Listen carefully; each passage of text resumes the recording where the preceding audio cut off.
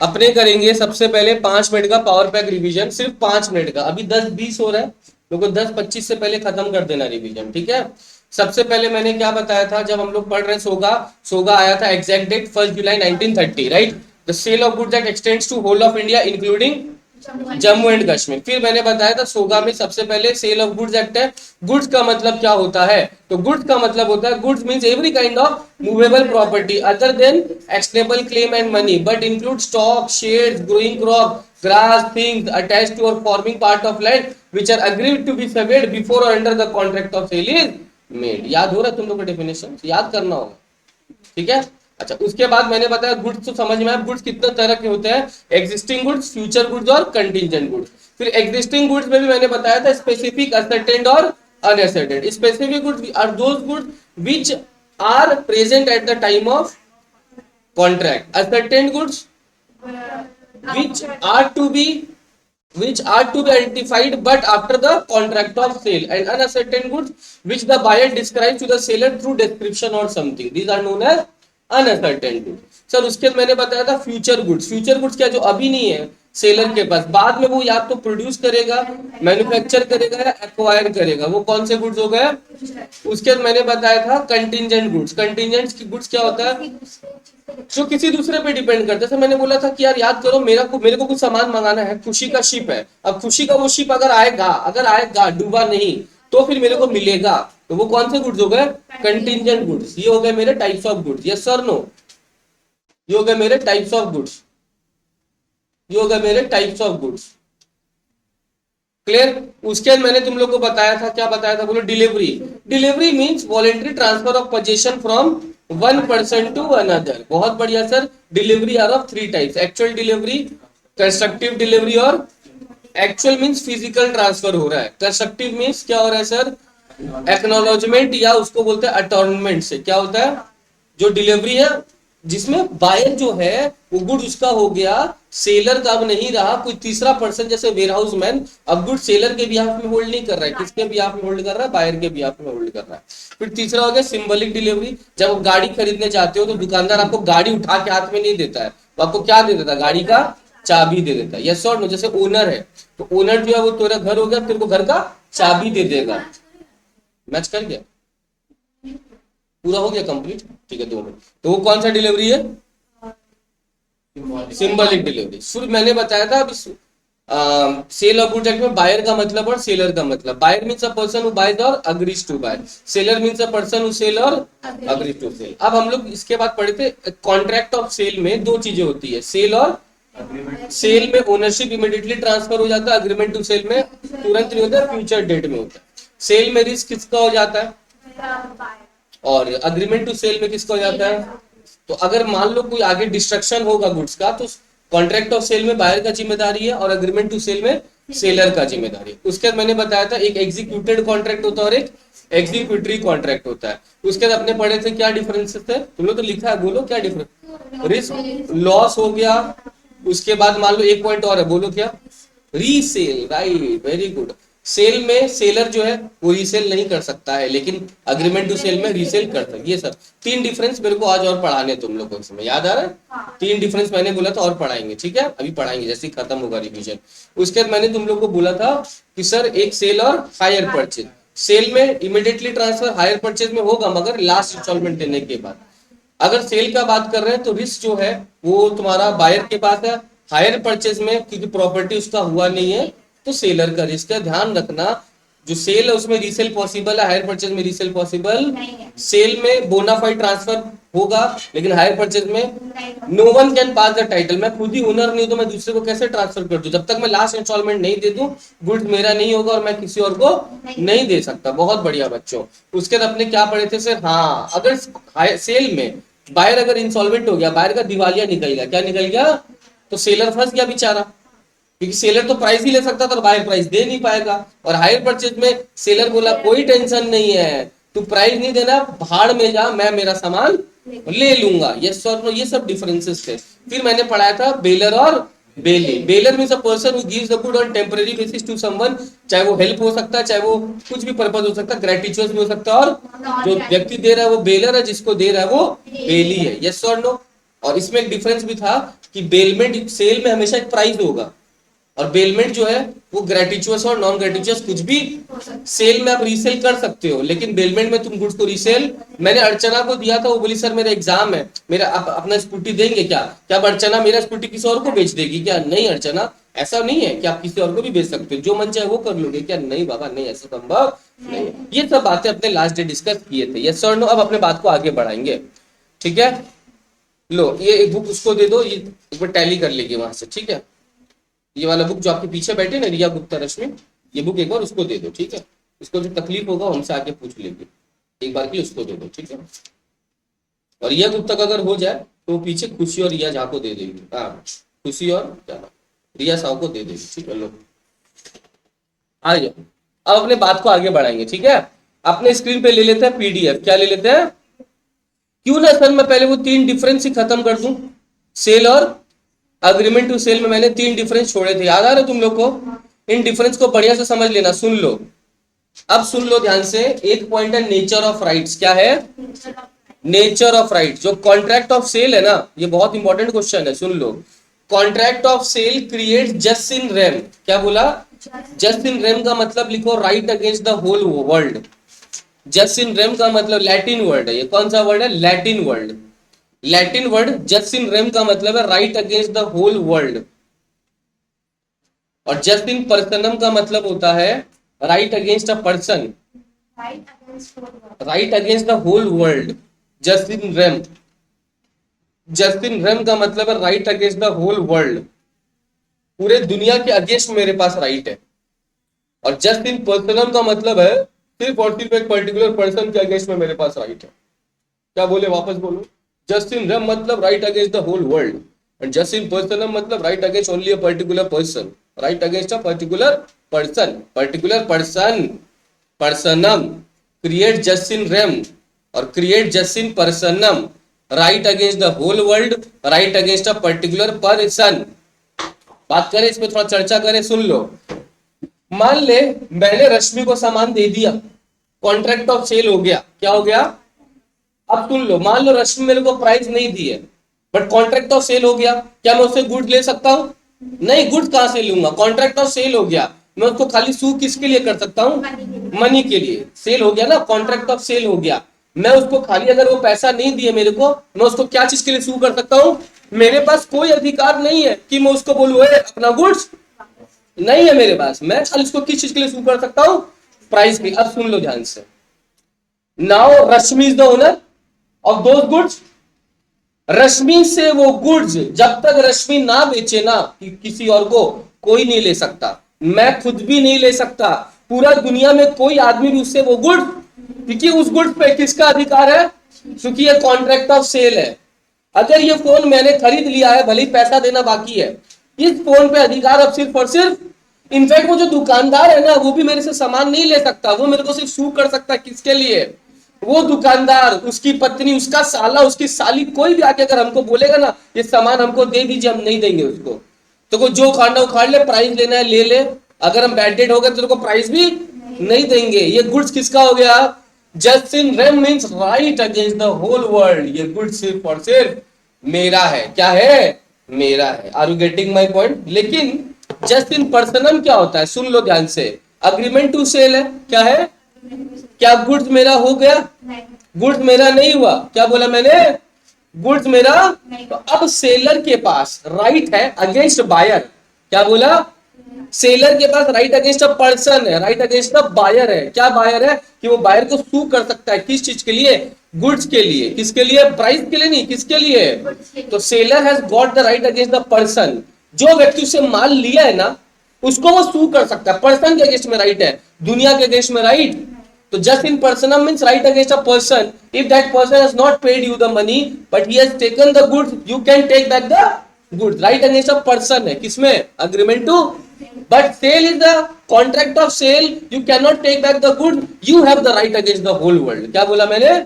You have the right against the whole world. एक चीज समझ, ध्यान से सुनना, अग्रीमेंट टू सेल में हो सकता है कि सेलर का कोई कंडीशंस बाकी हो, गुड्स अभी तक आपको मिला नहीं है, मगर किसका कंडीशन बाकी हो?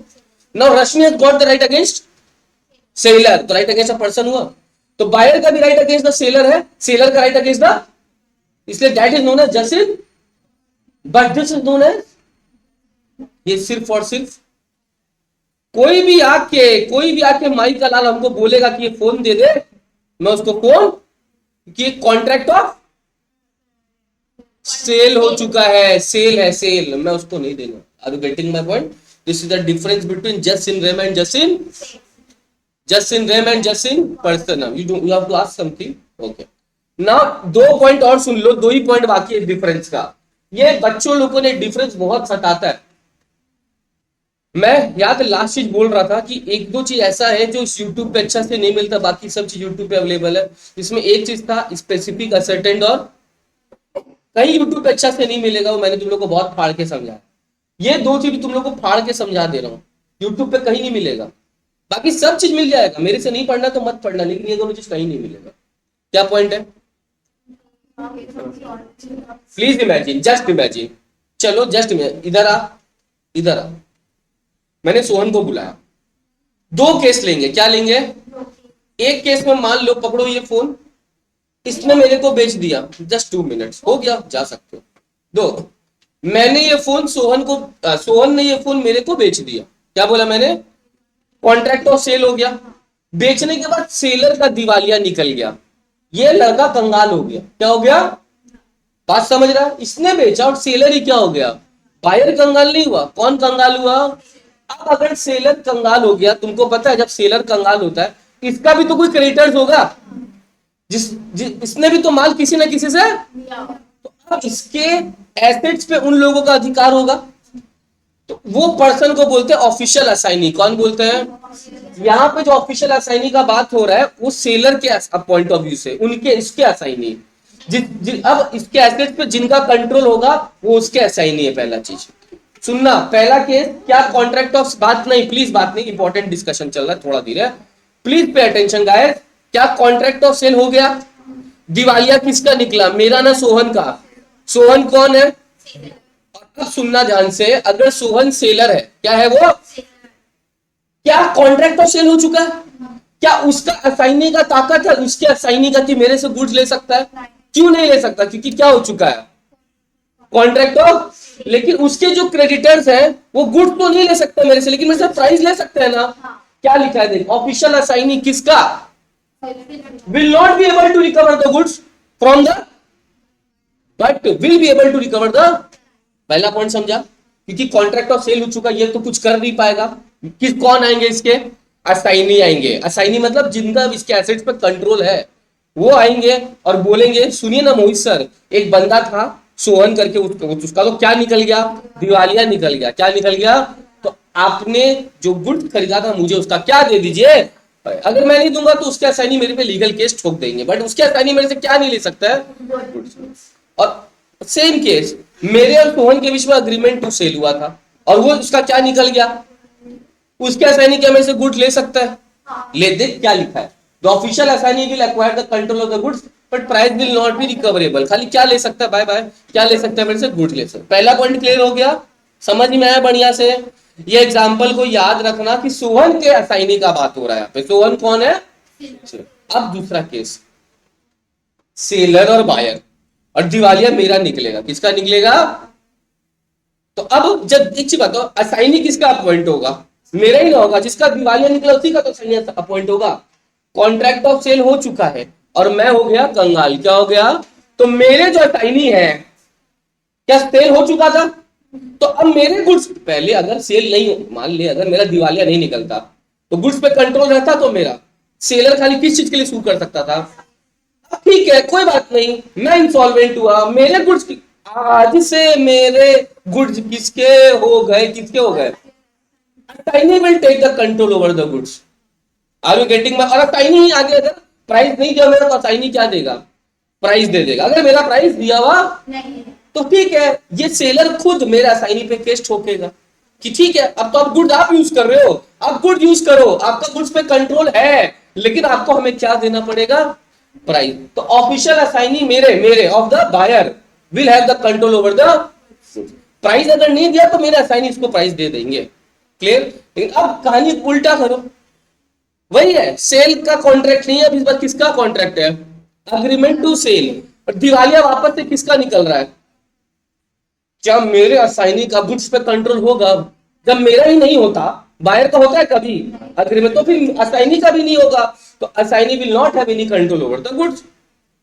सेलर आएगा, असाइनी को बोलेगा ओए सेल हुआ नहीं था, कौन सा कॉन्ट्रैक्ट था, जाओ जाके गुड्स वापस मुझे दे दो, बात खत्म, इजी डिफरेंस। तीनों क्लियर हुआ? मतलब इसमें जो बायर का रोल है वो खाली असाइनी का आ गया, उसमें सेलर का रोल कौन प्ले कर लिया?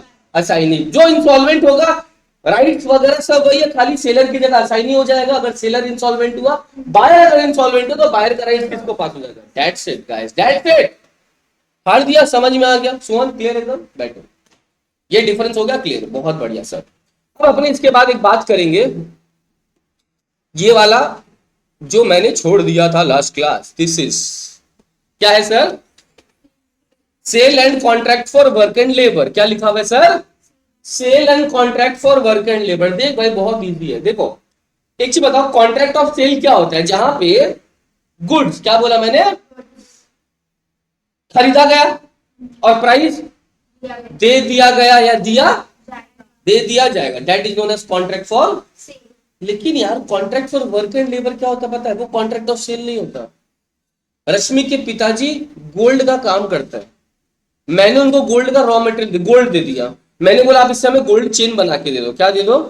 तो ये कॉन्ट्रैक्ट ऑफ सेल नहीं है, जहां पे एक व्यक्ति रॉ मटेरियल सप्लाई कर रहा है और उसके बाद बोल रहे हो उससे आप हमें क्या बना के दे दो। चल एक और एग्जांपल, मैंने सोहन को वुड दिया, वो वुड से मेरे को क्या बना के दिया? टेबल। तो ये कॉन्ट्रैक्ट ऑफ सेल नहीं है, इसको बोलते हैं contract for work and labour. तो there is the difference between contract of sale and contract for.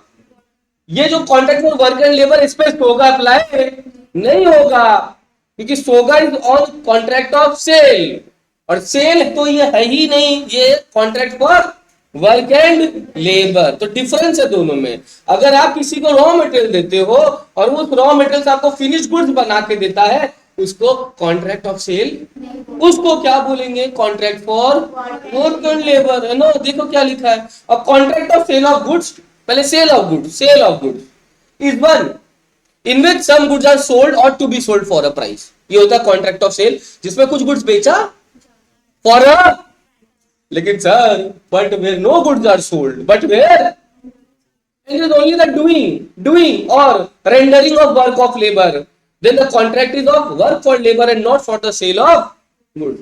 Example sir, when gold is supplied to a goldsmith for preparing an ornament, या artist को बोला गया कि मैं तेरे को सब दे दूंगा स्केच वगैरह, तू मेरे को बना के क्या दे दे? वो contract for work and labour है, ना कि कॉन्ट्रैक्ट फॉर सेल ऑफ।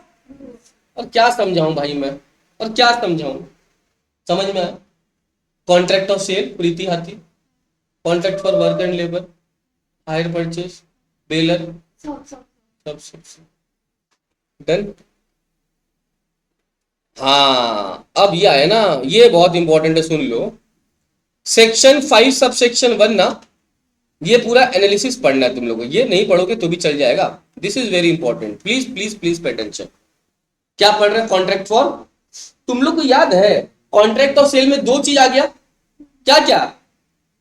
अरे एरो बनवाए थे यार, इसे तो एरो बनवाए थे हम कि कॉन्ट्रैक्ट ऑफ सेल दोनों है, सेल भी और अग्रीमेंट। तो कॉन्ट्रैक्ट ऑफ सेल का बहुत सारा मोड्स है। क्या बोला मैंने? कॉन्ट्रैक्ट ऑफ सेल्स का बहुत सारा मोड है, टोटल 6 मोड है। क्या मोड है?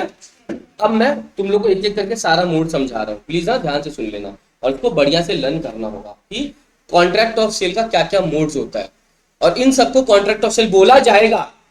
इसमें से कुछ भी है तो कॉन्ट्रैक्ट ऑफ सेल बोला। सबसे पहला क्या लिखा हुआ है? Contract of sale is made by an offer to buy or sell goods for a price and acceptance of such offer.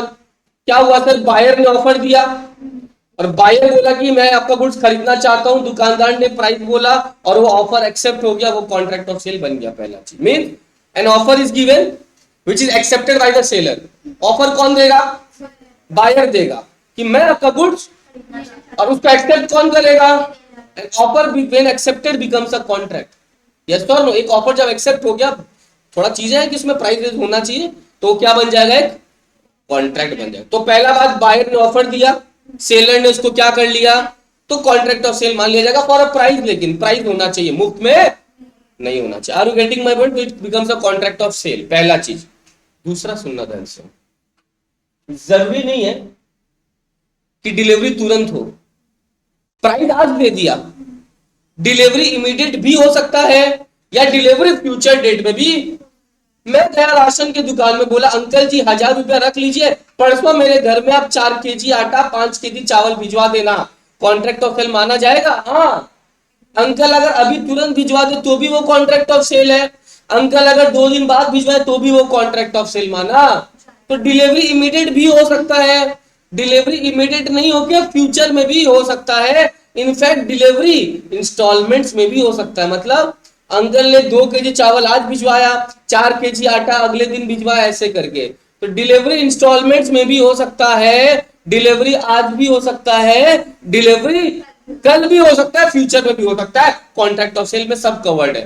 पहला क्या लिखा है? पॉइंट नंबर 2, देर में भी। थर्ड पॉइंट, हो सकता है प्राइस आज ही हो बट डिलीवरी शायद फ्यूचर डेट में हो, माना जाएगा कि नहीं माना जाएगा? हाँ माना जाएगा। सर ये भी हो सकता है सर कि डिलीवरी तुरंत हो जाए, बायर प्राइस बाद में देगा।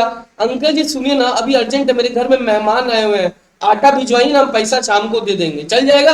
हाँ चल जाएगा। तो डिलीवरी इमीडिएट हो गया लेकिन प्राइस कब होगा? या फिर डिलीवरी इमीडिएट, प्राइस भी इमीडिएट। पॉइंट नंबर 4 तो वही बोल रहा है, immediate delivery immediate price. Fifth point क्या बोल रहा है? शायद दोनों ही टुकड़ों में होगा, दोनों ही इंस्टॉलमेंट्स में होगा, मतलब डिलीवरी भी थोड़ा थोड़ा थोड़ा, प्राइस भी थोड़ा थोड़ा थोड़ा। या हो सकता है डिलीवरी भी 2 दिन बाद, और अंकल जी सुनिए ना, परसों घर में फंक्शन है, भिजवा दीजिएगा पैसा, मैं आपको पैसा उसी दिन दे दूंगा, डिलीवरी भी परसों। सब चीज किस में कवर्ड है? कॉन्ट्रैक्ट ऑफ सेल में माना जाएगा। Are you getting my point? इसको बोलते हैं कॉन्ट्रैक्ट ऑफ सेल। कैसे बन रहा है? Section 5 sub section 1। और मेरे साथ साथ लिखो इसको, इसमें क्या लिख रहा है सुनना, लिखो कॉन्ट्रैक्ट ऑफ सेल में क्या लिख रहा है, फटाफट मेरे साथ साथ लिखो। सबसे पहला डिलीवरी और price, section 5 sub section 1। Delivery immediate हो सकता है और प्राइस भी इमीडिएट हो सकता है ना, प्राइस भी इमीडिएट हो सकता है, हो सकता है। तो अच्छा, डिलीवरी फ्यूचर, प्राइस भी फ्यूचर, चल जाएगा क्या? पक्का? अच्छा, डिलीवरी इमीडिएट सोहम लेकिन प्राइस फ्यूचर, चल जाएगा? चल जाएगा। उल्टा, डिलीवरी फ्यूचर प्राइस इमीडिएट, चल जाएगा? हाँ चल जाएगा सर। डिलीवरी इंस्टॉलमेंट्स में हो रहा है, प्राइस भी इंस्टॉलमेंट्स में हो रहा है, चल जाएगा? हाँ चल जाएगा। Yes sir no? अच्छा, डिलीवरी इंस्टॉलमेंट में हो रहा है, प्राइस या तो इमीडिएटली पेड हो गया या फ्यूचर में, चल जाएगा? चल जाएगा, कोई दिक्कत नहीं है। अंकल जी आप धीरे धीरे करके माल दे दीजिए, हम पैसा आपको बाद में दे देंगे, चल जाएगा? चल जाएगा। यस और no? Are you getting my point? अच्छा, डिलीवरी फ्यूचर है, क्या बोला? या डिलीवरी इमीडिएट है लेकिन प्राइस इंस्टॉलमेंट्स में देगा, चल जाएगा? चल जाएगा? हाँ चल जाएगा सर। मतलब जितना चांसेस है सब चल जाएगा भाई, ये सारे चांसेस है सब के सब चल जाएंगे। Are you getting my point? ये तो समरी है, लेकिन तुमको लर्न वहां से करना होगा, पहले बोल दो जो अभी एनालिसिस दिखाया था, ठीक है? इसको लर्न करना होगा, एनालिसिस को। क्लियर? ठीक है, और इस एनालिसिस को लर्न करना होगा, पहले बोल दे रहा हूं, ठीक है? खत्म खेला, खेला खत्म। आगे बढ़ जाए, लिखना है, लिखना। सुन, पानी है क्या उसमें? है?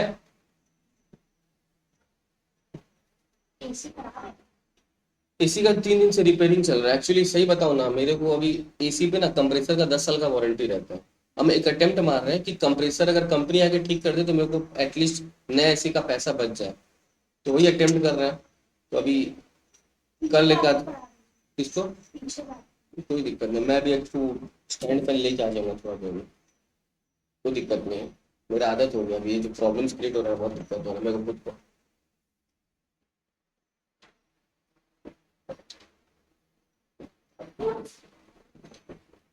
हो गया अर्चना? ठीक है, चलो वापस अपने इस पे आ जाते हैं, ठीक है? अब सर वेरी वेरी इंपॉर्टेंट, हाँ सब्जेक्ट मैटर आएंगे, पहले मेरे को एक चीज और बता देना। हाँ सर ये सेक्शन 9 हेडिंग दो, सेक्शन 9 प्राइस कैसे निकाला जाए। हाँ बहुत इंपॉर्टेंट है, बहुत ज्यादा इंपॉर्टेंट है। कोई चीज का प्राइस कैसे निकाला जाए। मान ले मेरे अर्चना में कोई कॉन्ट्रैक्ट हो गया कि मैं उसको ये प्रिंटर बेचूंगा, ऐसे 6 प्रिंटर बेचूंगा, तो प्राइस कैसे निकाला जाए। तो how price is calculated on the contract of sale, कैसे प्राइस निकाला जाए।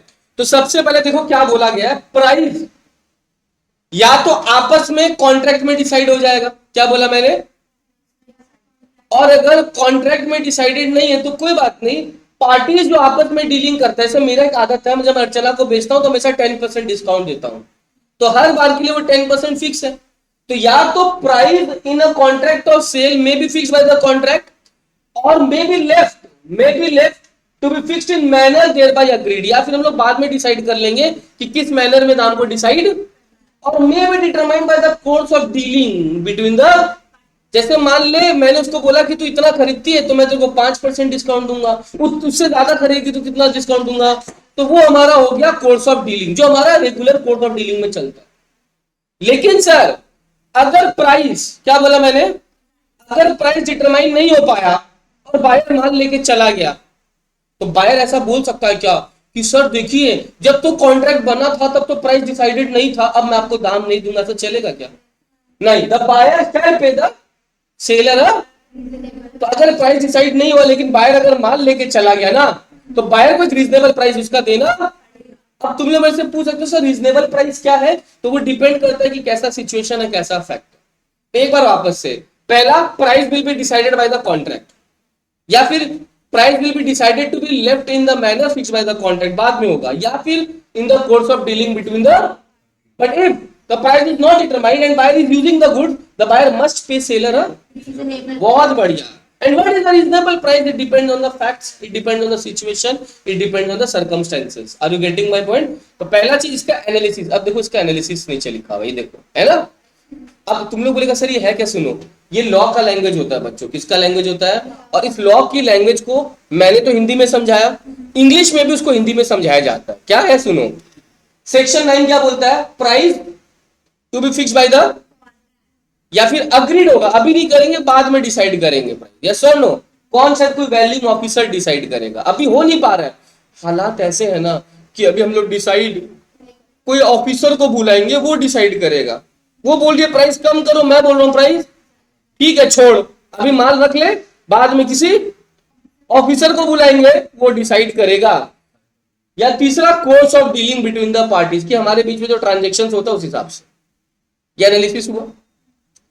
देखो अब सर मैंने क्या बोला, अगर हम लोग पॉइंट नंबर बी चूज कर ले, क्या चूज कर ले रहे हैं कि यार अभी डिसाइड नहीं कर रहे हैं, बाद में कोई डिसाइड करेगा, तो एक वैल्यूएशन बाबा आएगा, कौन आएगा, देखो क्या बोला, where there is an agreement to sell the goods on the terms that the price is to be decided by valuation of the, तीसरे को बोला, मान ले मेरे और अर्चना में कॉन्ट्रैक्ट हुआ, अभी प्राइस डिसाइड नहीं हो रहा है, प्रीति है वैल्यूएशन ऑफिसर, कौन है, वो थर्ड पार्टी है valuation officer, and third party can not or does not make the valuation, वो भी अगर वैल्यूएशन नहीं कर पा रही है, कॉन्ट्रैक्ट को अवॉइड कर दिया जाएगा। क्या कर दिया जाएगा, हम लोग आपस में जाए तो कॉन्ट्रैक्ट को क्या कर सकते हैं, मतलब समझो पूरा खाली, देखो या तो फिक्स बाय कॉन्ट्रैक्ट हो चुका है तब कोई प्रॉब्लम, तब क्या थर्ड पार्टी को बुलाएंगे।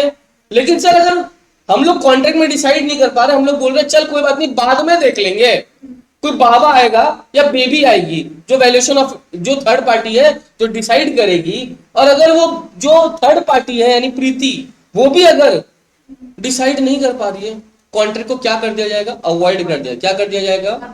लेकिन एक चीज बोलूं, कॉन्ट्रैक्ट अवॉइड करने से पहले उस बायर ने अगर मेरे कुछ गुड्स यूज किए हैं, क्या बोला मैंने, थर्ड पार्टी को मना कर दिया कि हमसे दाम नहीं निकल पा रहा है, लेकिन अगर बायर ने कुछ गुड्स यूज कर लिया, अपने लिए अप्रोप्रिएट कर लिया, अप्रोप्रिएट अलग कर दिया, तो क्या बायर को दाम देना पड़ेगा, तो रीजनेबल प्राइस देना पड़ेगा उसको। देख क्या लिखा है, provided that if the goods or any part of the goods have been delivered to or appropriated by the buyer, अब अलग कर लिया अपने, अप्रोप्रिएट मतलब ही shall pay a reasonable price, तो बायर को रीजनेबल प्राइस देना ही are you getting my point? और एक चीज समझ लो, सुनो ध्यान से। अर्चना को लग रहा था साला मेरे से गलती हो गया, मतलब उससे गलती हो गया, उसको लग रहा है कि ये प्राइस सही में जो सर बोल रहे थे ना वही है। ये क्या करेगी, वैल्यूएशन ऑफिसर के बीच में उंगली करेगी, क्या करेगी, टांग अड़ाएगी, क्या कराएगी, ट्राई करेगी कि वो प्राइस डिसाइड। तो अगर कोई भी पार्टी डिफॉल्ट करता है जिसके कारण इसको परेशानी हो रहा है, किसको, थर्ड पार्टी को, तो तूने जो किया है ना गलती, तूने जो गलती कर तेरे को उस डैमेज का भरपाई। देखो क्या लिखा है, where such third party is prevented, उसको रोका गया। कुछ दुनिया की अर्चना के द्वारा, सेलर भी तो रोक सकता था, मेरे को लगता है सही में अर्चना सही बोल रही थी, तो कौन रोकेगा इस बार। तो where the third party is prevented from making the valuation by the fault of the, कोई भी तो party not in fault, party not in fault, not in fault मतलब अगर अर्चना का गलती नहीं है, गलती किसका है, तो जो पार्टी फॉल्ट में नहीं है वो डैमेज ले सकता है। देखिए द पार्टी, वर्ड पढ़, the party not in fault, जिसका गलती may maintain a suit for damage, वो डैमेज क्लेम करेगी किसके अगेंस्ट में, against the party in default. बात समझा, जिस पार्टी का गलती नहीं है वो डैमेज क्लेम करेगा। तो एक बार समझो ध्यान से, सर पहला चीज लिखा था price fix by the contract, या price will be fix by a valuation officer in future, या price can be decided in course of dealing. 1 नंबर और थर्ड में प्रॉब्लम नहीं है, प्रॉब्लम किसमें आया, 2 में, कि अगर आपने प्राइस छोड़ के रखा है किसके लिए, कौन डिसाइड करेगा, ऑफिसर, थर्ड पार्टी। तो अगर थर्ड पार्टी डिसाइड कर ही नहीं पा रहा है, कॉन्ट्रैक्ट क्या कर दो, लेकिन वो डिसाइड नहीं कर पाया और बायर ने कुछ गुड्स अपने लिए क्या कर लिए, तो बायर को रीजनेबल प्राइस। और एक चीज, थर्ड पार्टी का गुड्स का दाम नहीं निकालने का कारण अगर किसी का गलती था, तो सेलर का अगर गलती था तो buyer is not in fault, buyer not in fault will suit damage from the seller. If अगर बायर का गलती था तो seller will sue for damage from the buyer. Are you getting my point? This was the story. अब समझ में आ रहा है ना, पक्का एकदम, जितना गहराई में पढ़े, देखो मैं एक एक चीज को कितना टाइम लेके समझा रहा हूँ ना, हड़बड़ी नहीं करना है, समझाओ। ये था सेक्शन नंबर 10। तो एक बार इसको अपने थोड़ा सा इजी लिखते आओ, तो एकदम इजी समरी में, ताकि जब आप लर्न करोगे ना बहुत इजी रहेगा, ठीक है। लॉ में जितना लिखोगे उतना आपको फायदा मिलेगा बच्चों, क्या मिलेगा, उतना फायदा। लिखो सेक्शन 10,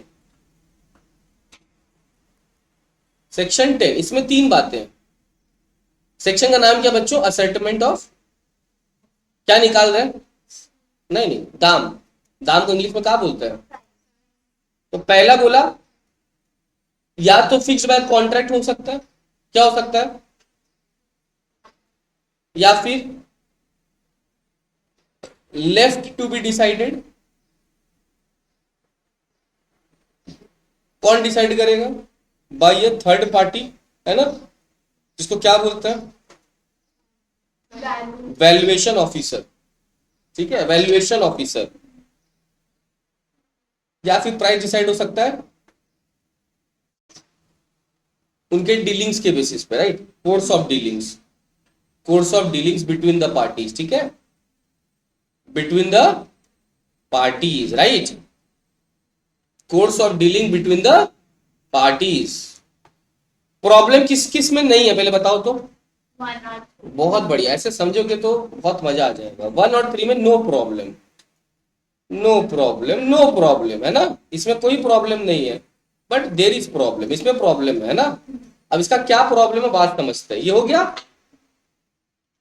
ये प्रॉब्लम मत लिखना तुम लोग, ये तीनों लिखना, प्रॉब्लम नो प्रॉब्लम मत लिखना, ठीक है। क्या प्रॉब्लम है सर, प्रॉब्लम ये है सर, प्रॉब्लम ये है सर, हटा दो, प्रॉब्लम ये सर इसी का, बीच वाले का। हाँ, पहला चीज, इफ थर्ड पार्टी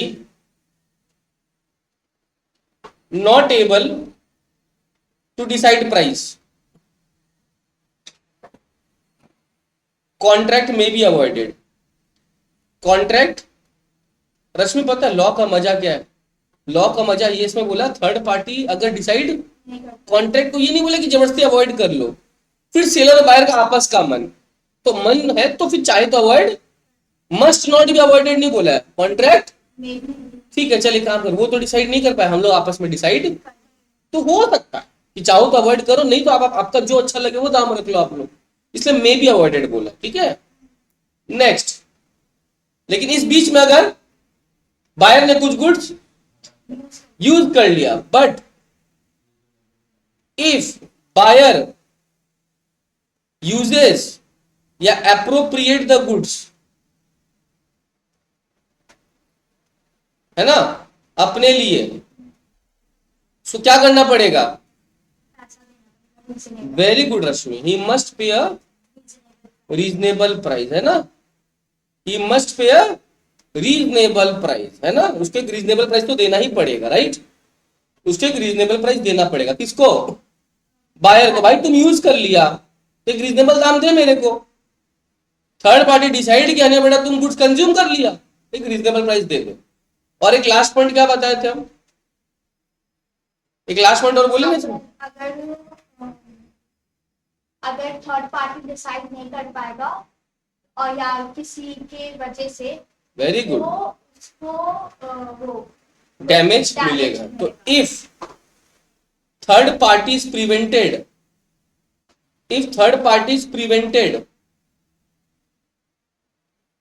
ठीक है, to determine the price, third party को रोका गया है to determine the price by the fault of, मैं नेक्स्ट पेज में जाऊंगा, if third party is prevented to determine the price by the fault of, कोई भी, इधर वही लिखूंगा अभी, ठीक है। If third party is prevented to determine the price by the fault of, by the fault of, by the fault of, ये हटा दूं क्या सोहन?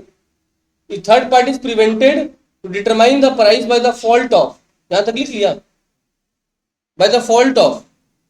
अच्छा ना, लिखा? इतना नहीं लिखा ना सोहन? हाँ, ये लिख लिया, by the fault of either buyer or seller, then party not in fault. अब वो तो पता नहीं कौन नॉट इन फॉल्ट होगा, अभी कैसे बता दे, है ना। Party not in fault may maintain a suit for damage,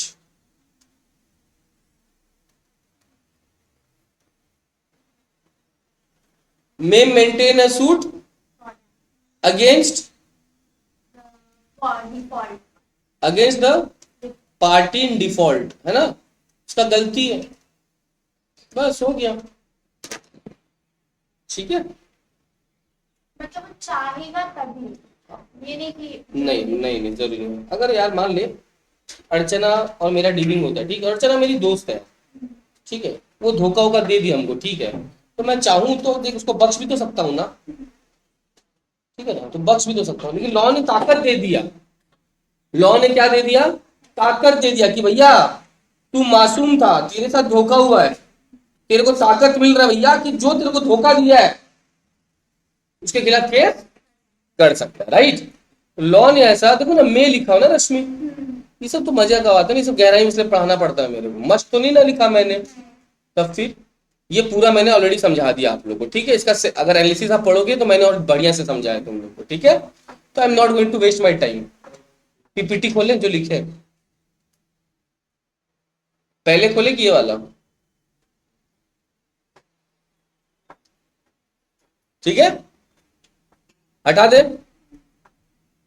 अच्छा, एक चीज क्वेश्चन समझना, ध्यान से सुनना। Preeti is having 2 bikes, P V से मैं नाम नहीं करता हूं, मैं नाम लेता हूं तो इजी होता है।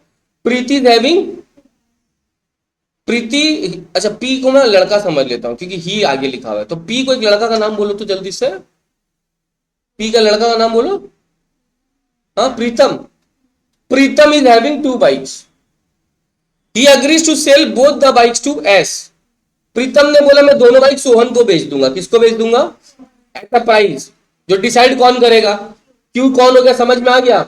थर्ड पार्टी, बात समझ रहे? तो प्रीतम के पास दो बाइक है, वो बोला मैं अपना दोनों बाइक किसको बेचूंगा? At a price to be fix by Q, Q decide करेगा।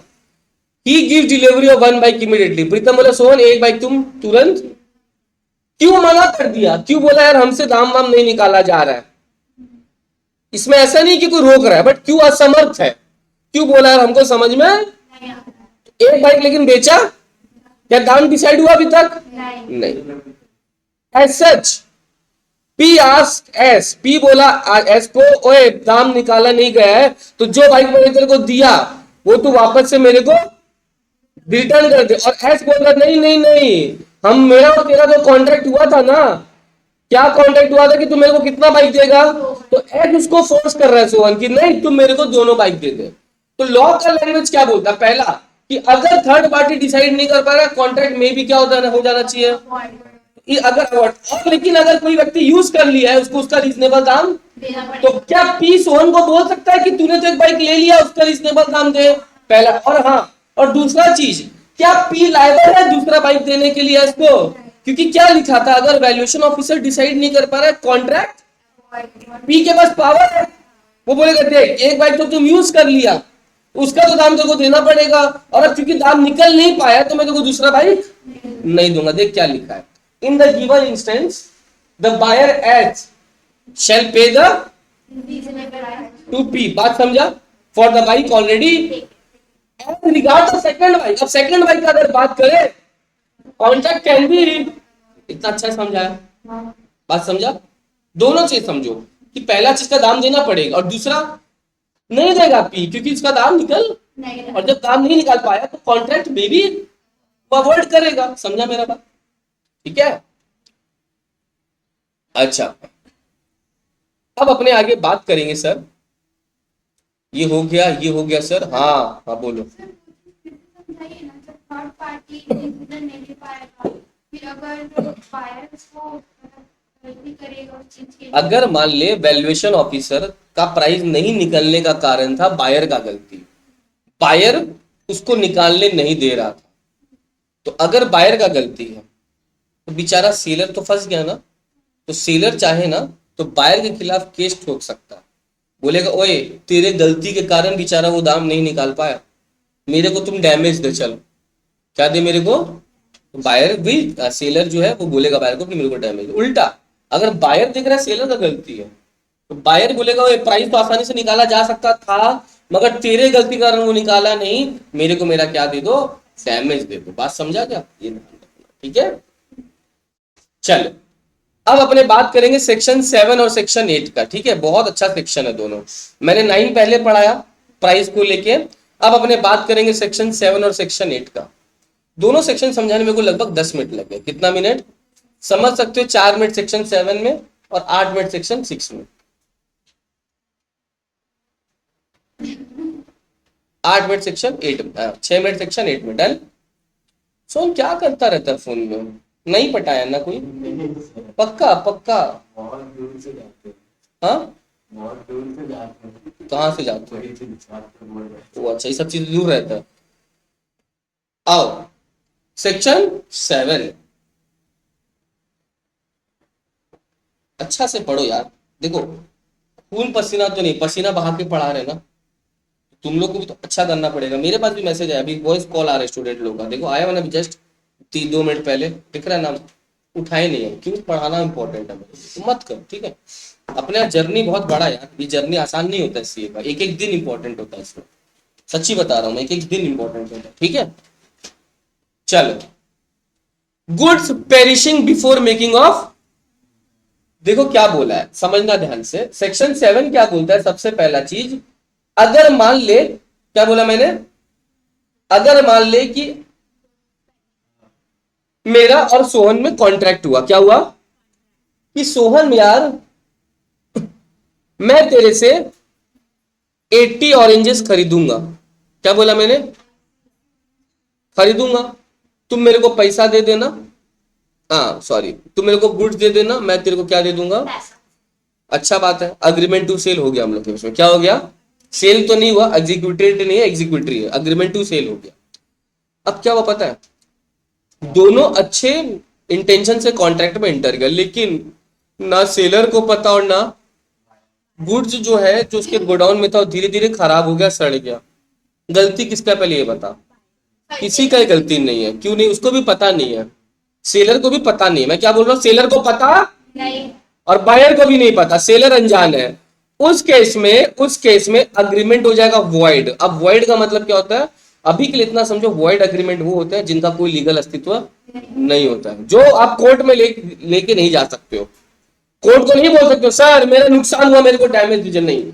वॉइड अग्रीमेंट का कोई लीगल अस्तित्व नहीं होता, आप कोर्ट में नहीं जा सकते हो। अभी के लिए मैं इतना समझा रहा हूं, जब मैं कॉन्ट्रैक्ट एक्ट पढ़ाऊंगा तब डिटेल में और समझाऊंगा वॉइड को, ठीक है। अभी के लिए मैंने क्या बोला, वॉइड मींस दोज एग्रीमेंट्स या दोज कॉन्ट्रैक्ट जिनको लेके आप कोर्ट के पास नहीं जा सकते। एक एग्जांपल देता हूं, जैसे मान ले, प्लीज समझना, जैसे हाँ मैं एक एग्जांपल और देता हूं। मान ले मैंने बोला कि एक मिस्टर राजू था, मैंने बोला राजू मेरी पेंटिंग बना के दो, क्या बना के दो, पेंटिंग। और राजू को 3 दिन बाद यार पैरालाइज अटैक आ गया, वो मेरा पेंटिंग बना पाएगा, नहीं बना पाएगा। कॉन्ट्रैक्ट क्या हो जाएगा, वॉइड हो जाएगा। क्या हो जाएगा, अब मैं कोर्ट को नहीं बोलूंगा कि देखो यार राजू मेरे को नुकसान पहुंचाया है, वो कॉन्ट्रैक्ट पूरा नहीं कर पा रहा है। कोर्ट बोलेगा अरे भाई इसका हालत देख, उसको क्या आ गया, वो कहां से बनाएगा। कॉन्ट्रैक्ट क्या हो जाएगा, जिस कॉन्ट्रैक्ट का रश्मि कोई लीगल अस्तित्व नहीं होता उसको क्या बोलते हैं, वॉइड हो गया। क्या हो गया, तो अभी इसमें ना सेलर का गलती ना बायर का गलती। गुड्स अगर सड़ गया, पेरिशेबल हो गया, सेलर को भी नहीं पता बायर को भी नहीं पता, कॉन्ट्रैक्ट क्या हो जाएगा। तो सेक्शन 7 सिर्फ इतना सा बात बोलता है, देखो when there is a contract for the sale specific goods का, कौन सा गुड, स्पेसिफिक गुड्स क्या हो रहा है, जब कॉन्ट्रैक्ट बन रहा था उस समय वो प्रेजेंट, तो उस समय तो दोनों को ही पता है कि अच्छा पोजीशन में था, वो कॉन्ट्रैक्ट ऑफ स्पेसिफिक गुड्स है। कॉन्ट्रैक्ट वॉइड हो जाएगा, the contract is void if the goods without the knowledge of the seller, seller को नहीं पता eight the time when the contract was made, जब कॉन्ट्रैक्ट बन रहा था, शायद हो सकता है गुड्स के गोडाउन में हो, उसको नहीं पता था कि गोडाउन में जो गुड्स थे वो, उसको नहीं पता था कि भैया जो गोडाउन में गुड्स ऑलरेडी सड़ चुके, उसको पता ही नहीं है वो चीज, और कॉन्ट्रैक्ट हो गया eight the time of contract when the contract was made. सुनो ये क्या बोल रहा है, जिस समय कॉन्ट्रैक्ट हो रहा है गुड उससे पहले ही सड़ चुके हैं लेकिन सेलर को पता नहीं। तो सेक्शन 7 का फोकस किस चीज पे पहले समझो, एग्जाम में अगर आएगा कि जिस समय कॉन्ट्रैक्ट बन रहा है उसी समय गुड्स सड़ चुका है या पेरिश हो चुका है, डैमेज हो चुका है, आग लग चुका है, उसको पता ही नहीं है। गलती है क्या उसका, नहीं। अनजानापन है ना, अनजानापन माफ है, अनजानापन। At the time when contract was made, जब बन रहा था गुड्स पेरिश हो चुका था या डैमेज, तो कॉन्ट्रैक्ट क्या हो जाएगा बच्चों, वॉइड हो जाएगा। अवॉइड कर देंगे उसको, क्या कर देंगे, तो कॉन्ट्रैक्ट इज वॉइड। वापस पे बोल रहा हूं, section 7 tells that if there is a contract of sale between the buyer and the seller, the contract is void if the seller do not know that at the time of making the contract the goods were damaged or perished। बात खत्म। क्या बोले, वापस बोलो, मैं इसको easy language में लिखा दूंगा अभी। Section 7 states that when the contract of sale was made between the buyer and the seller, the contract is void if the seller do not know that when the contract was made the goods were perished or damaged। बात खत्म, easy language है, लिखो इसको, section 7 को। इसको देखना ही नहीं हमको, हमको अपने हिसाब से लिखना है। लिखो सेक्शन 7 का हेडिंग खाली लिख लो, ये वाला हेडिंग खाली लिख लो, हेडिंग खाली लिख लो, goods perishing before, before underline कर लेना, पेरिश पहले से हो चुका है। बात समझा क्या, पेरिश पहले से हो चुका है, पहले से ही पेरिश हो चुका है। प्रीति समझ में आ रहा है, बिफोर मेकिंग ऑफ कॉन्ट्रैक्ट, मतलब आज कॉन्ट्रैक्ट हो रहा है लेकिन बायर सेलर को पता, ये पहले का बात है, ठीक है। लिखो when there is a contract of sale, नहीं लिख लो अभी खुद से, तो घर में लिखना है। When there is a contract of sale comma, when there is a contract of sale comma for specific goods के बाद कॉमा देना, when there is a contract of sale for specific goods, when there is a contract of sale for specific goods comma, when there is a contract of sale, Lakshmi ji, when there is a contract of sale for specific goods, आ रहे हैं for specific goods, comma, the contract is void, the contract is void, the contract is void, the contract is void, the contract is void if the seller, if the seller, if the seller do not know,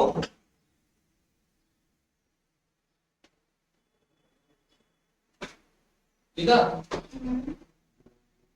क्या लिखा है, वापस बोलो, सुबह से बोलो एक बार, when there is a contract of sale of good specific goods comma the contract is void, लिखना void, void, void, the contract is void if the seller do not know that the goods were damaged or perished, that the goods were damaged or perished, the seller do not know that the goods were, the seller do not know that the goods were damaged or perished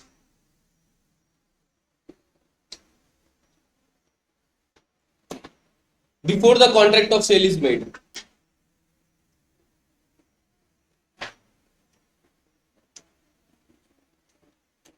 लिखा, void में underline कर लेना, before the contract of sale is made, ठीक है, done. अब तुम लोग 8 को पढ़ो और बताओ 7 और 8 में क्या डिफरेंस है। मैं 1 मिनट में आ रहा हूं, 8 को पढ़ो सेक्शन।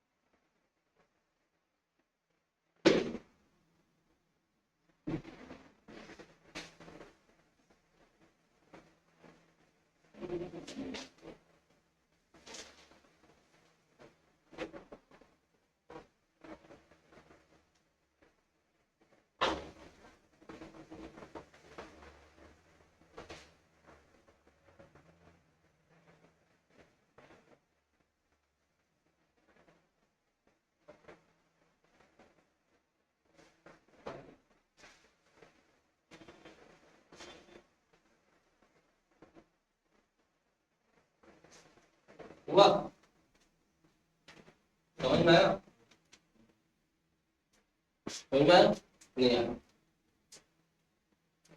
कोई बात नहीं, लॉ है, समझने में समय तो लगेगा। इसमें क्या हो रहा है बात समझना, देखो कॉन्ट्रैक्ट ऑफ सेल 7 सेक्शन क्या बोलता है, कॉन्ट्रैक्ट ऑफ सेल हो गया, contract of sale, sale not agreement to sale, section 7 sale बोलता है, सेल में याद करो ओनरशिप किसका हो जाता है, जबकि बायर का, जबकि गुड्स किसके पास था उस केस में, उसको नहीं पता था, तो सेक्शन 7 बोलता है ओनरशिप तो बायर का हो गया था लेकिन गुड्स पड़ा था और वो डैमेज था, तो कॉन्ट्रैक्ट क्या हो गया। अब सेक्शन 8 क्या बोल रहा है, सुनना, बोल रहा है कॉन्ट्रैक्ट ऑफ सेल नहीं है, अग्रीमेंट टू सेल है, क्या है, अग्रीमेंट टू सेल में आपको पता है ओनरशिप बायर का नहीं रहता है, किसके पास रहता है, तो अब जब अग्रीमेंट टू सेल हो रहा है, क्या बोल रहा है मैंने, अग्रीमेंट टू, और ना सेलर को पता ना बायर को पता, क्या बोला मैंने ना, और गुड्स क्या हो गया, मतलब उससे पहले कि रिस्क पास होता किसको, अभी तक किसका रिस्क था, उस बीच में ही सेलर को, सेलर के पास ओनरशिप है, ओनरशिप ट्रांसफर हुआ नहीं अभी तक, क्योंकि वो क्या है, सेल है, एग्रीमेंट टू सेल।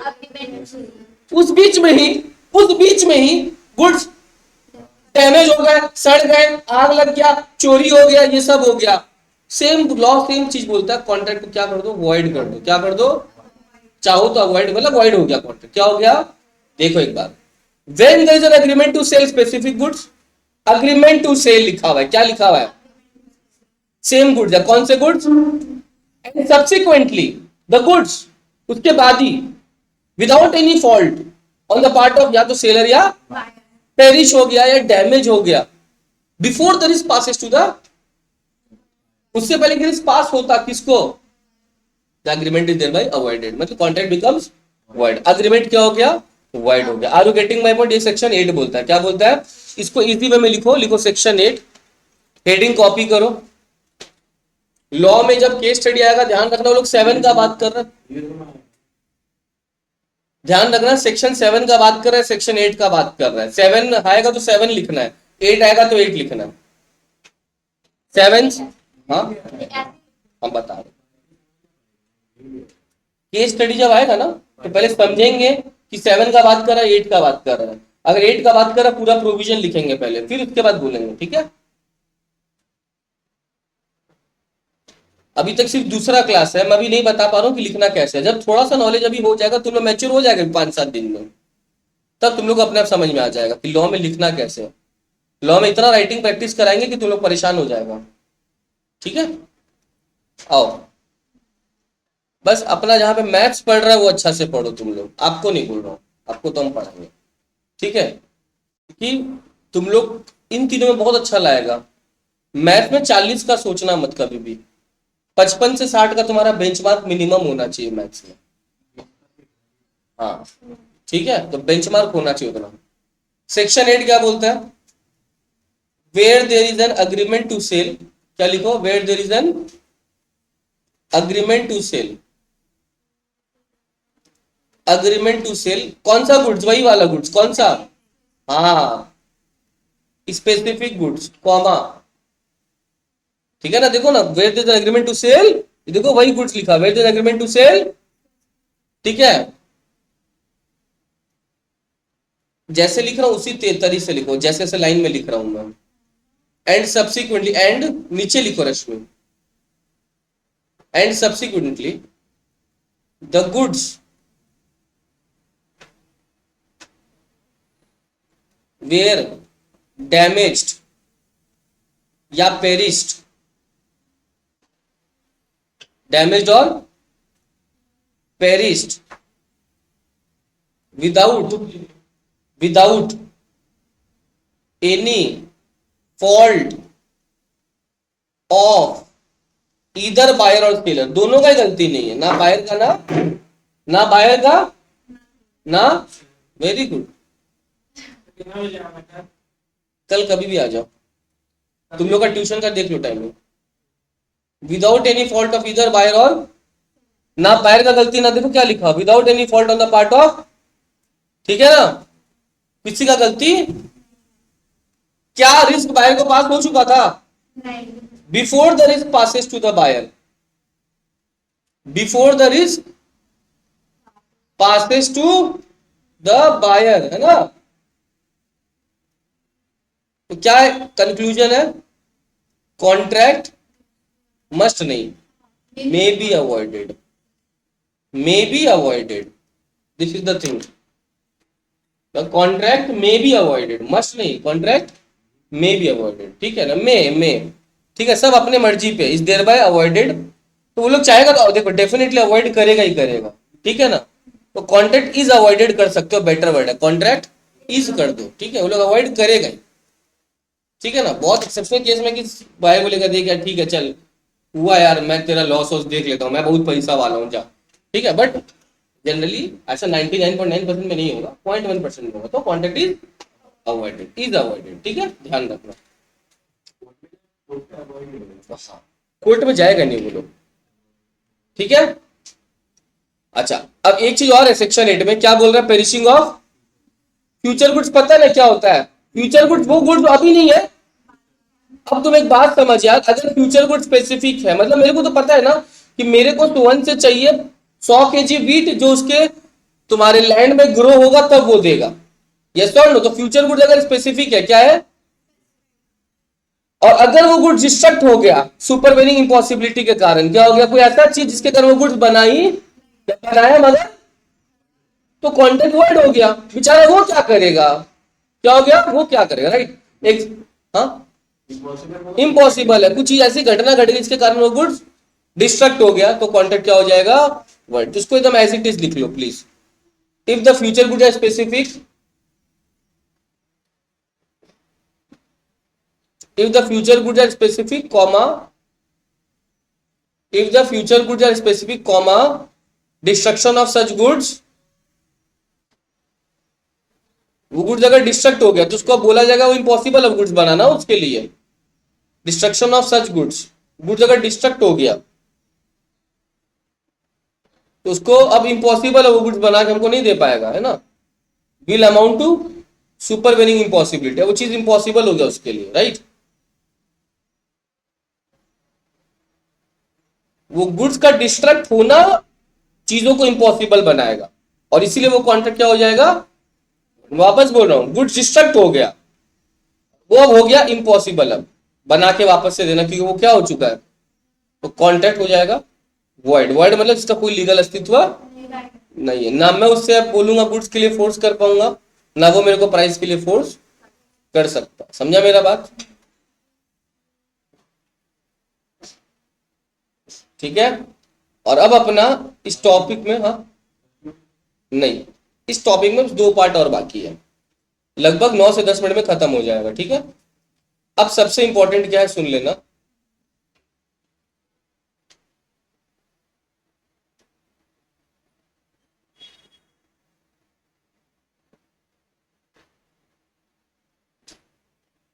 हेडिंग दे दो, document of title and document showing title. Difference between document of title and document showing title. पहले हेडिंग दे दो, फिर मैं इसको समझाऊंगा, पहले फिर पढ़ाऊंगा, ठीक है। Showing title, document of title and document showing title, OF, document of title and document showing title लिखा। पहले मैं इसको समझा दूंगा, फिर तुम लोगों को बोलूंगा हाँ ऐसा चीज है, वो लिख सकते हो, ठीक है। चलो ठीक है, आओ। Document of title and document showing title, देखो क्या होता है, सुनना ध्यान से, इंपॉर्टेंट लिख लो इसमें।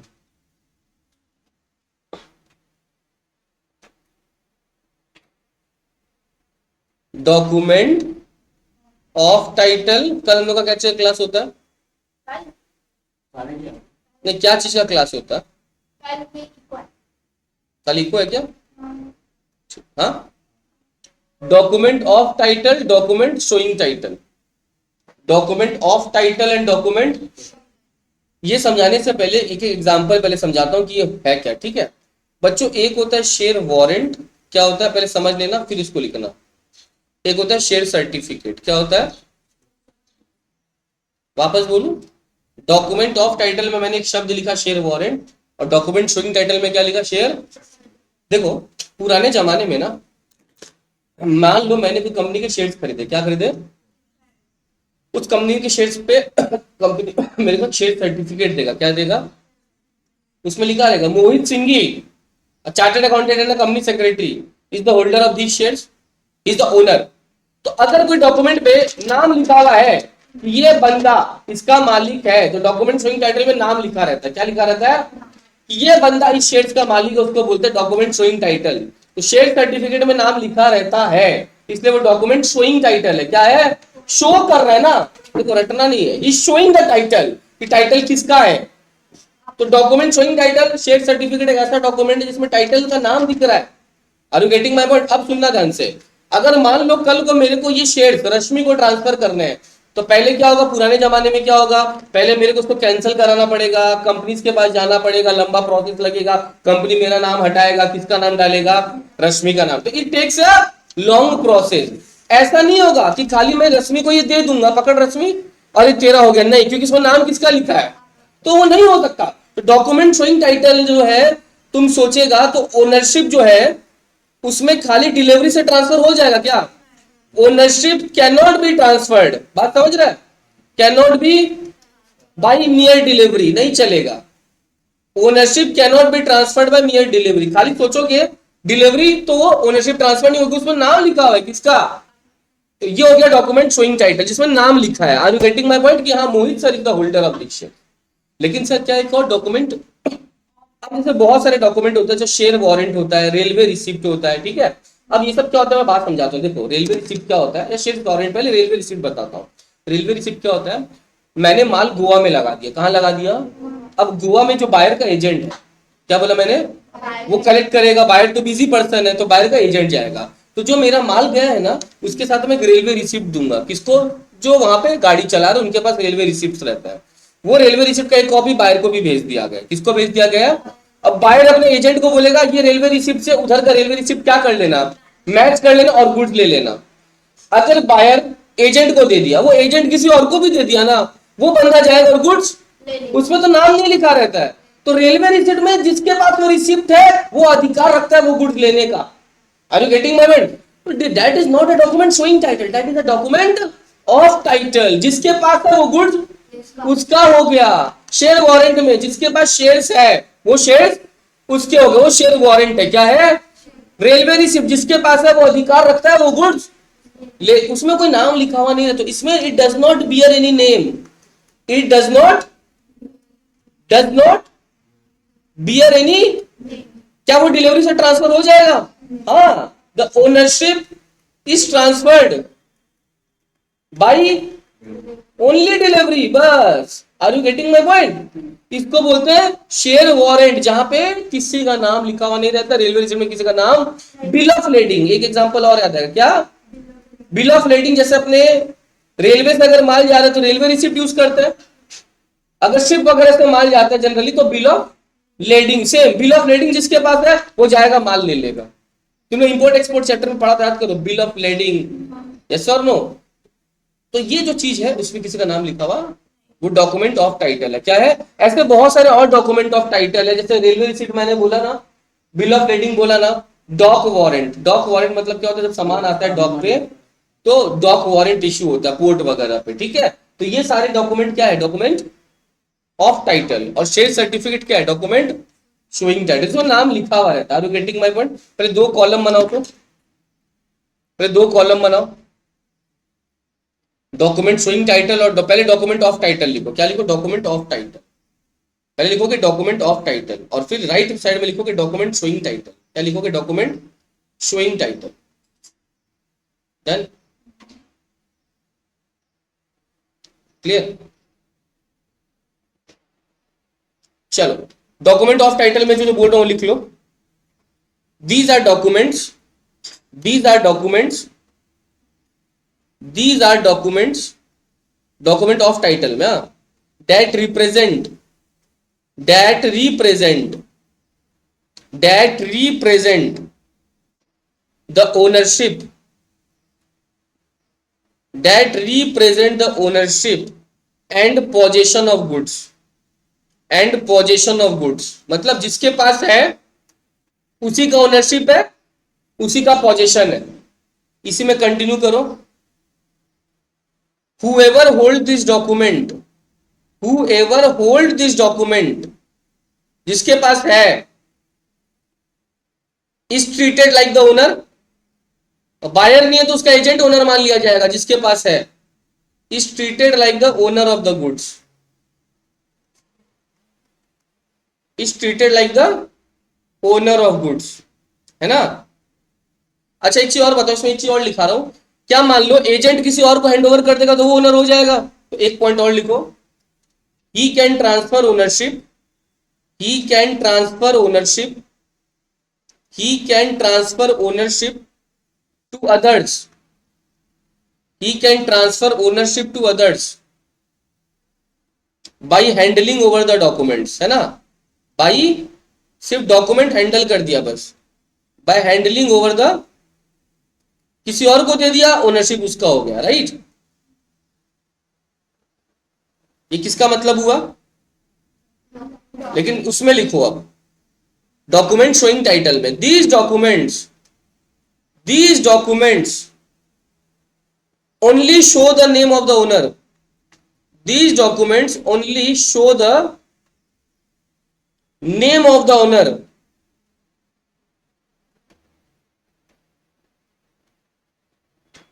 but they do not give the right, but they do not give the right to possess or transfer the goods, है ना। मैं ट्रांसफर कर रहा था कि अपना शेयर्स, टू possess और ट्रांसफर द गुड्स, ठीक है। एक लाइन और लिखो, they are just the proof of ownership, they are just the proof of ownership, they are just the proof of ownership, ठीक है।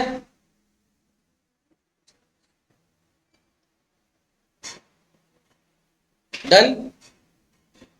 सेकेंड पॉइंट, ये पूरा मीनिंग था, ये पूरा मीनिंग था, ठीक है, ये पूरा मीनिंग था दोनों का, बहुत इंपॉर्टेंट है ये। पॉइंट नंबर 2 लिखो। तुम एक चीज बताओ, मैं एक पॉइंट बोल रहा हूं, डॉक्यूमेंट ऑफ टाइटल या डॉक्यूमेंट शोइंग टाइटल, ट्रेड में जब ट्रेड करते हैं सामान इधर उधर तो क्या काम आता है, ऑफ टाइटल या शोइंग टाइटल। बहुत बढ़िया, लिखो they are use in commercial trade, they are use in commercial trade, इनको यूज करता हमने, दे आर यूज इन, और उसमें they are not use in commercial trade, ठीक है। इसको यूज करेंगे, उसको यूज नहीं करेंगे, ठीक है।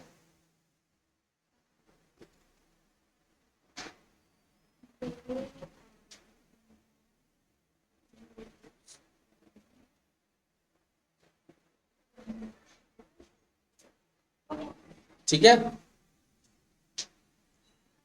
डन। एग्जाम्पल्स लिख लो, एग्जाम्पल लिखो, bill of lading, bill of lading, comma, railway receipt, comma, bill of lading, railway receipt, comma, warehouse keeper certificate, warehouse keeper certificate, dock warrant, etcetera.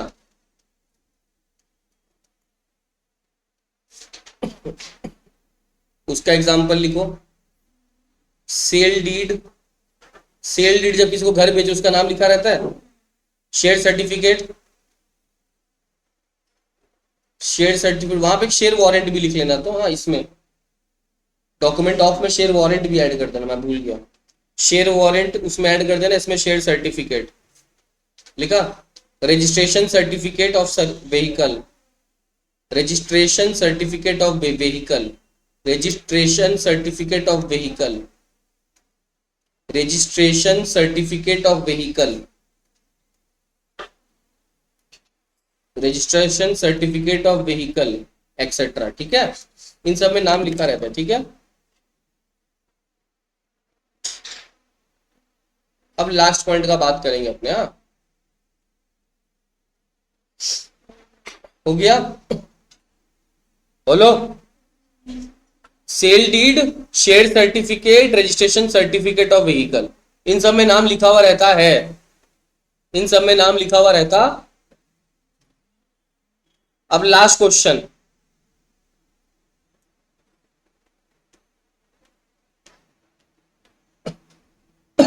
In definitions को करने का उतना जरूरत नहीं पड़ता है घर में, ये खाली नॉर्मल डेफिनेशन आते भी नहीं है, प्रॉपर्टी, एजेंट, इन सब का मतलब, ठीक है, एक बार रीड कर लेना। इंसॉल्वेंट मतलब पता है ना क्या होता है, जो पैसा, प्राइस मतलब जो बदले में आप कंसिडरेशन दे रहे हो, है ना। क्वालिटी ऑफ गुड्स मतलब गुड्स का क्या स्थिति है, क्या कंडीशन, तो ये सब पढ़ा के टाइम पे छोड़ी करना मेरे को। अब आज का, अच्छा एक चीज मैं तुम लोग को पूछ लेता हूँ, ध्यान सुनना, जो कॉन्ट्रैक्ट ऑफ सेल होता है वो एब्सोल्यूट भी हो सकता है और कंडीशनल भी हो सकता है। मतलब कॉन्ट्रैक्ट ऑफ सेल में या एब्सोल्यूट मतलब बिना कंडीशन के, और कंडीशनल मतलब जिसमें अब कंडीशन हो ही सकता है ना, ऐसे मान लो मैंने बोला तेरे को सेल कर रहा हूं लेकिन 30,000 आज एडवांस दे दे, तो कंडीशन हो गया। बिना कंडीशन की भी हो सकता है, ठीक है जाओ माल ले जाओ, ऐसी कोई दिक्कत नहीं है, बिना कुछ दे के। तो कॉन्ट्रैक्ट ऑफ सेल एब्सोल्यूट भी हो सकता है, और ये ध्यान रखना कॉन्ट्रैक्ट ऑफ सेल जो है वो एब्सोल्यूट भी हो सकता है, और ठीक है। चलो अभी इंपॉर्टेंट चीज, ये लास्ट पॉइंट है मेरा, ये वाला जो अभी छोड़ के रखा है, बाकी सब हो गया। ये वाला लिखो, section 4। Section 4, what are the elements, what are the elements that must exist, what are the elements that must exist, what are the elements that must exist at the time of contract of sale of goods। और बहुत easy answer है ये। what are the elements that must exist at the time of contract of sale। क्या elements होने चाहिए? तो पहला element का बात करेंगे। पहला एलिमेंट बहुत इजी है, बहुत ज्यादा इजी है पहला element. What are the element, जब एक कॉन्ट्रैक्ट ऑफ सेल हो रहा है तो क्या क्या होना चाहिए उसमें? कम से कम 2 पार्टी, एटलीस्ट 3 भी हो सकता है, 4 भी हो सकता है, लेकिन कम से कम कितना पार्टी होना चाहिए? एक आदमी खुद से कॉन्ट्रैक्ट कभी नहीं कर सकता है। सर नो कि मैं और मेरी तनाई आपस में कॉन्ट्रैक्ट किया करते थे, ऐसा हो सकता है क्या? There must be at least seller and, और हम लोग कौन सा एक्ट पढ़ रहे हैं? सेल ऑफ, तो गुड्स का ना बात करेंगे। गुड यानी movable property, right?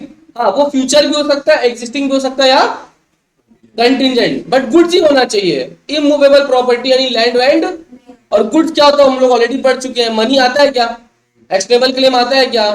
एक्सटेबल claims goods में आता है? नहीं। ग्रास आता है, क्रॉप्स आ सकता है, तो वो सब गुड्स है। तो पहला चीज क्या बोला? एटलीस्ट कितना पार्टी होना चाहिए? 2 पार्टी। सब्जेक्ट मैटर खाली क्या होना चाहिए? अच्छा, अब प्राइस क्या अभी देना जरूरी है? बाद में दे सकते हैं, लिखाया था ना अभी। तो price in money should be paid, और प्रॉमिस भी तो हो सकता है, बट देयर इज नथिंग। लेकिन ऐसा नहीं है कि, मतलब सुनो, आधा काइंड में भी चल सकता है, आधा प्राइस में भी चल सकता है, मतलब मनी। तो contract of sale of goods क्या बोलता है? अगर आप किसी को सामान बेच रहे हो, वो सामने वाला आपको आधा प्राइस दे सकता है, आधा काइंड में भी दे सकता है। होता ही है, रश्मि अपने फोन करते तो एक्सचेंज करते हैं ना, तो पुराना फोन के बदले में थोड़ा और एक्स्ट्रा पैसा हम लोग को देना पड़ता है, पूरा पैसा फोन का। तो आप क्या कर रहे हो? थोड़ा पैसा दे रहे हो, थोड़ा अपना पुराना फोन दे रहे हो, बदले में नया फोन, तो वही तो होता है। तो कॉन्ट्रैक्ट ऑफ सेल में प्राइस होता है, लेकिन कोई जरूरी नहीं है कि पूरा प्राइस हो, थोड़ा प्राइस हो सकता है, थोड़ा। तो ये क्या लिखा है? देयर इज नथिंग, क्या लिखा है? There is nothing to prevent the consideration from being partly in money and partly in law में ऐसा नहीं चीज लिखा हुआ है, रोका गया है कि काइंड में मत दो, दिया। देयर इज नथिंग, नथिंग मतलब कुछ रोका नहीं गया है। आधा प्राइस हो सकता है, आधा। तो क्या क्या है? There must be at least, number 2 subject matter must be goods only, वो गुड्स कोई भी हो सकता है, existing future contingent. Number 3 price paid भी हो सकता है और प्रॉमिस भी हो सकता है, और प्राइस जो है वो आधा काइंड हो सकता है, आधा मनी हो सकता है, यस और नो। नंबर 4 इंपॉर्टेंट है, प्रॉपर्टी ट्रांसफर होना चाहिए कि नहीं होना चाहिए? डेफिनेटली होना चाहिए, from seller to buyer. And उसके बाद मैंने ऑलरेडी बोला कॉन्ट्रैक्ट ऑफ सेल में भी एब्सोल्यूट, मतलब क्या बोले थे? Without any. तो कॉन्ट्रैक्ट ऑफ सेल में कंडीशन लग भी सकता है, और and last point very very important सुनना, एक कॉन्ट्रैक्ट में जितने वैलिड पॉइंट होने चाहिए कॉन्ट्रैक्ट बनाने के लिए वो सारा होना। तुम बोलेगा सर क्या वैलिड पॉइंट? सुन लो, जैसे माइनर नहीं होना चाहिए, माइनर के साथ कॉन्ट्रैक्ट क्या वॉइड होता है, क्या होता है? माइनर के साथ आप कॉन्ट्रैक्ट। दूसरा, अगर मान लो तुम नशे में है, साउंड माइंड में है, बेनिफिट्स के लिए, बट अभी उसका बात नहीं कर रहे, जनरली माइनर के साथ वॉइड। ये बोल रहे सर माइनर के साथ किया जा सकता है, हाँ, बट अभी उसका बात नहीं कर रहे हैं, जनरली माइनर के साथ किया हुआ। और एक चीज सुन लो, माइनर के साथ नहीं कर सकता है कोई आदमी जो अनसाउंड माइंड में, बेवड़ा आदमी है, पगला है, पी के टूल है, गांजा नशेड़ी आदमी है, उन लोगों के साथ भी कॉन्ट्रैक्ट में एंटर। और एक चीज, कॉन्ट्रैक्ट का जो ऑब्जेक्ट है वो लीगल होना चाहिए। हाँ, कॉन्ट्रैक्ट का ऑब्जेक्ट लीगल होना चाहिए, कंसिडरेशन लीगल होना चाहिए। मतलब मैं अगर प्रीति को लैपटॉप बेच रहा हूं तो ऐसा नहीं कि बदले में मेरे को चरस गांजा देगी, जो कंसिडरेशन है वो लीगल होना चाहिए। तुम बोलेगा हाँ सर सेल हो रहा है, कंसिडरेशन है, मगर वो जो कंसिडरेशन दे रही है वो क्या है मेरे को? इलीगल, वो सब नहीं चलेगा। नॉर्मल कंसिडरेशन चलेगा, प्राइस दो, काइंड दो थोड़ा, मैं गुड्स दे रहा हूं, वो सब चलेगा। इलीगल कंसिडरेशन नहीं है। ये सब बातें होनी चाहिए कॉन्ट्रैक्ट ऑफ सेल में। लॉ जो प्रोवाइड करता है, लॉ तो नहीं बोलता ना कि गलत चीजें दो, मैं उसको लैपटॉप दे रहा हूँ बदले में को गन दे रही है बिना लाइसेंस का, और मैं खुद भी लाइसेंस होल्डर नहीं हूँ, सब चलेगा क्या? तो ये सारे सब्जेक्ट मैटर है। क्या क्या सब्जेक्ट मैटर लिखो? नंबर 1 2 पार्टीज, नंबर कीवर्ड लिखो। Number 1 2 party